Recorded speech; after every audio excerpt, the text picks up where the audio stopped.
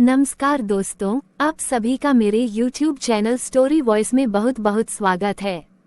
अगर आप भी कहानियों को पढ़ने के शौकीन हैं तो मैं हमेशा की तरह आज आपके लिए एक बहुत ही मज़ेदार कहानी लेकर आई हूँ। तो चलिए फ्रेंड्स, मैं आपको कहानी सुनाती हूँ।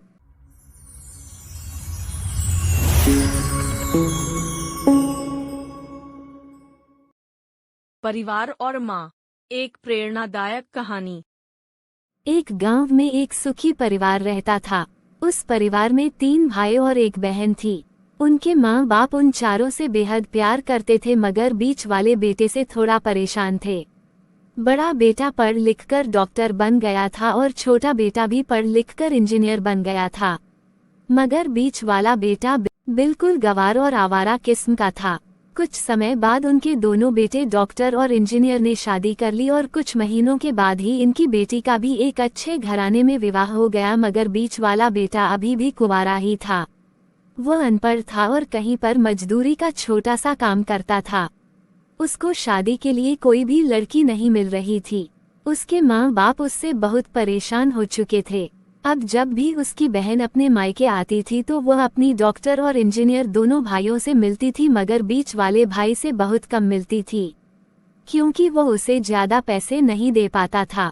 लेकिन फिर भी वह अपनी बहन से बहुत अधिक प्यार करता था। कुछ समय बाद उनके पिताजी की बीच वाले बेटे की बिना शादी किए ही मृत्यु हो गई। उनकी माँ ने सोचा कहीं अब किसी के मुंह से बंटवारे की बात निकले, इसलिए अपने ही गांव में एक सीधी सादी लड़की से मंझले बेटे की शादी करवा दी। शादी होते ही न जाने क्या हुआ। अनपढ़ बेटा मन लगाकर काम करने लगा और पहले से कहीं ज्यादा मेहनत भी करने लगा। अब कोई भी पुराना दोस्त उसको मटर गश्ती के लिए बुलाने आता तो वह मना कर देता था। एक दिन उसके डॉक्टर और इंजीनियर भाई ने सोचा कि यह तो गंवार और अनपढ़ है, हम इससे कहीं ज्यादा पैसे कमा लेते हैं, इसलिए अब हमें बंटवारा कर लेना चाहिए। माँ के लाख मना करने के बाद भी दोनों बेटों ने बंटवारे की तारीख तय कर दी और उन्होंने अपनी बहन को भी बुला लिया। तभी उनका गंवार भाई कहता है कि तुम लोग बंटवारा कर लो, मुझे जो बचे वो दे देना या ना देना, मैं शाम को आकर अंगूठा लगा दूंगा।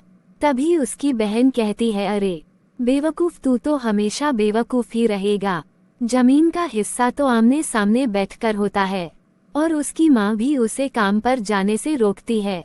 उसी वक्त वकील भी वहाँ आ जाता है और कहता है कि आपका सारा हिस्सा मिलाकर 10 बीघा जमीन और एक मकान है। अब ये बताओ किसको कितना हिस्सा देना है, मैं उसी हिसाब से कागज बनवा दूंगा।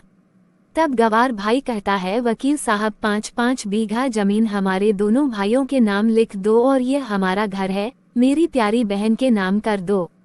तब दोनों भाई पूछते हैं कि तू अपने हिस्से में क्या लेगा।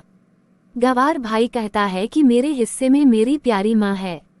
वह अपनी पत्नी की तरफ मुस्कुराते हुए कहता है, क्यों जी, क्या मैंने कुछ गलत कहा?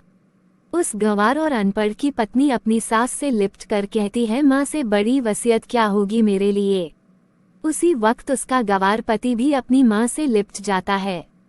गंवार बेटे और बहू के प्यार ने जमीन जायदाद के बंटवारे को एक सन्नाटे में बदल दिया। तभी बहन अपने गंवार भाई के गले लगाकर लिपट कर रोते हुए कहती है कि माफ कर दो भैया, मैं आपको सम्मान नहीं दे सकी।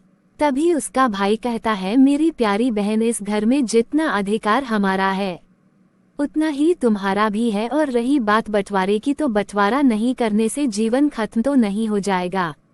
क्यों करते हैं हम बंटवारा? क्या हम एक साथ मिलकर नहीं रह सकते, जैसे हम बचपन में मिलकर खेलते रहते थे? एक साथ मिलकर रहने को ही तो कहते हैं एक अच्छा परिवार, और उसके परिवार को संभालती है एक माँ। तभी उसके दोनों भाई भी बहुत शर्मिंदा होते हैं और वो बंटवारे के सभी कागज फाड़कर फेंक देते हैं, और उस दिन के बाद से उनका पूरा परिवार खुशी खुशी एक साथ रहने लगा।